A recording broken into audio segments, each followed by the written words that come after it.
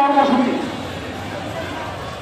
আমরা আমাদের প্রত্যাশা ছিল এই 2 মাসের মধ্যে সরকার আমাদের বিষয়গুলো বিবেচনায় নিয়ে তারা একটি প্রজ্ঞাপন দিবে, কিন্তু আমরা কি দেখলাম? আমাদের আশার মধ্যে ছাই গেলে দিয়ে আমাদের বাড়ি ভাড়া 500 টাকা ভিক্ষা দিয়ে আমাদের বাংলাদেশের সকল শিক্ষক কর্মচারী পরিবারকে অপমানিত করেছে। এই জন্য এই কর্মসূচিটা আসলে আমরা চাইলেও আমরা আর স্থগিত করতে পারি না। আপনাদের পক্ষ থেকে ব্যাপক চাপ ছিল যে এটা প্রতিবাদ জানাতে হবে। আমরা আজকে এখানে প্রতিবাদ জানাতে এসেছি, প্রেসক্লাব জানাই পূর্ণ হয়ে গেছে। আমি শুনেছি লক্ষাধিক শিক্ষক এখানে উপস্থিত হয়েছে। আমি জানি না, আমরা সব জায়গায় দেখতেও পাচ্ছি না, কিন্তু আমাদের কাছে সাংবাদিকরা বলেছে লক্ষাধিক শিক্ষক আজকে উপস্থিত হয়েছে। আমার মনে হয় জাতীয় প্রেস ক্লাবে এই পরিমাণ শিক্ষক বিগত কোনোদিন উপস্থিত হয়েছে কিনা এটা আসলে আমাদের জানা নাই। আমরা মিনিস্ট্রিতে যাওয়ার পর যেহেতু আমাদের কাগজগুলো আপনারা জানেন 5 তারিখে শিক্ষা থেকে অর্থে চলে গেছে, শিক্ষা মন্ত্রণালয়ে আমাদের তেমন কাজ নাই, আমরা এই জন্য অর্থ মন্ত্রণালয়ে গিয়েছি। আমাদের অর্থ উপদেষ্টা মহোদয় এবং অর্থ সচিব মহোদয়, ওনারা নিয়োগে আছেন 2 জন, ভারপ্রাপ্ত যিনি সচিবের দায়িত্বে আছেন তাদের সাথে আমরা লম্বা সময় আলোচনা করেছি। অত্যন্ত ভালো মানুষ, কথাবার্তায় মনে হয়েছে কথা কাজে মানে মিল রাখার মানুষ আমার কাছে মনে হয়েছে।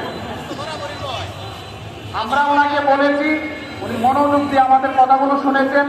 প্রথমে বলেছেন আপনাদের কাজ তো শিক্ষায়, এখানে কেন আসছে?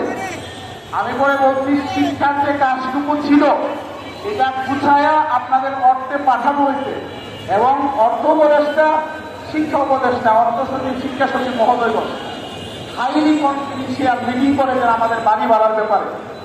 সুতরাং কাজটা এখন আপনাদের অর্থ মন্ত্রণালয়, শিক্ষায় আর কাজটা নাই। আমরা মনে করেছিলাম যে মিটিং এর পরে মন্ত্রণালয় সম্ভবত একটা সিদ্ধান্ত জানাবে, কিন্তু মন্ত্রণালয়ের পক্ষ থেকে সিদ্ধান্ত না পাওয়ার কারণে আর আপনাদের এই অসম্মানজনক 500 টাকার বাড়ি ভাড়ার প্রজ্ঞাপনের কারণে আমাদের শিক্ষকরা ক্ষুব্ধ হয়েছে। উনি নিজে এটা স্বীকার করেছেন যে 500 টাকার মানে প্রজ্ঞাপনটা আসলে মানে এটার সাথে উনিও একমত না, যৌক্তিক উনি মনে করেন নাই। আমরা উনি তখন আমাদেরকে বলছেন যে আপনাদের দাবিগুলো বলেন।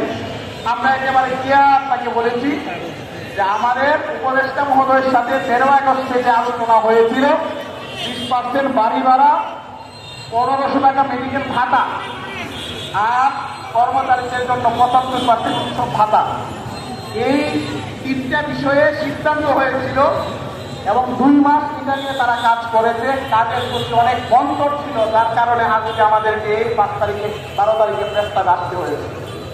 উনি তখন বললেন যে আপনাদের বিষয়গুলো নিয়ে আলোচনা হয়েছে, উপদেষ্টা মহোদয় যেহেতু 2 জন এখন বাইরে, আমি ভারপ্রাপ্ত দায়িত্বে আছি, আমার পক্ষে এখন কোনো সিদ্ধান্ত দেওয়া সম্ভব না। তবে এটুকু বলতে পারি স্যাররা আসার আধা ঘন্টার মধ্যে আমি আপনাদের বিষয়গুলো নিয়ে কথা বলব। উনি আমাদেরকে অনুরোধ করেছেন যে মানুষের দুর্ভোগের বিষয়টা আপনারা একটু মাথায় নিবেন।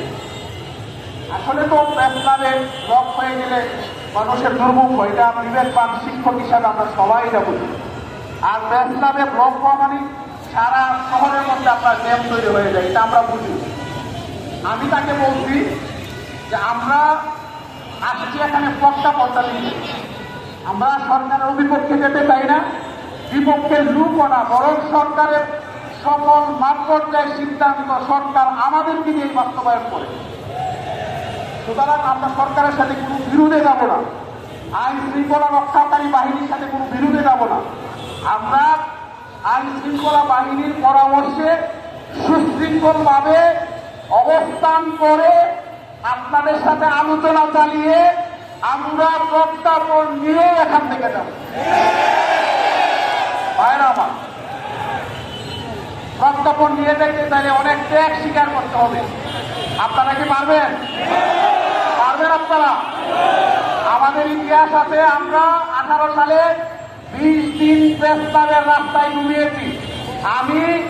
আমি নিজে 18 সালে নিজে প্রস্তাবের রাস্তায় 17 দিন জীবনের ঝুঁকি নিয়ে আমি এখানে ঘুমিয়েছি। প্রস্তাবের রাস্তা আমি ঝাড়ু দিয়েছি শিক্ষকদের জন্য।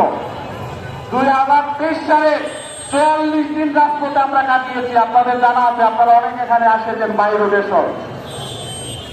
আমরা 24 সালে 22 দিনের আন্দোলনের মাধ্যমে উৎসব পাতার প্রজ্ঞাপন আমরা জারি করা সরকারের কাছ থেকে আমরা পেয়েছি, ঠিক কিনা?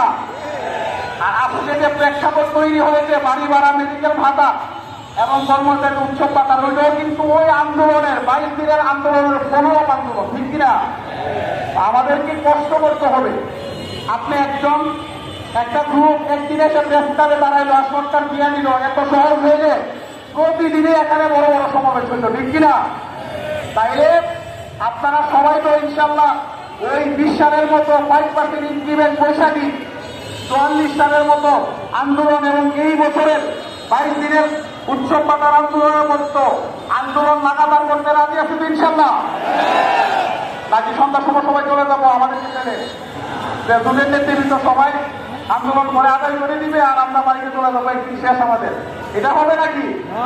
আপনাদেরকে কথা দিতে হবে, যদি আপনারা আমাদেরকে লাগাতারে রাখতে চান, আপনাদেরকে বাড়িঘর, সংসার, স্কুল সব কিছু ছেড়ে এই লাগাতার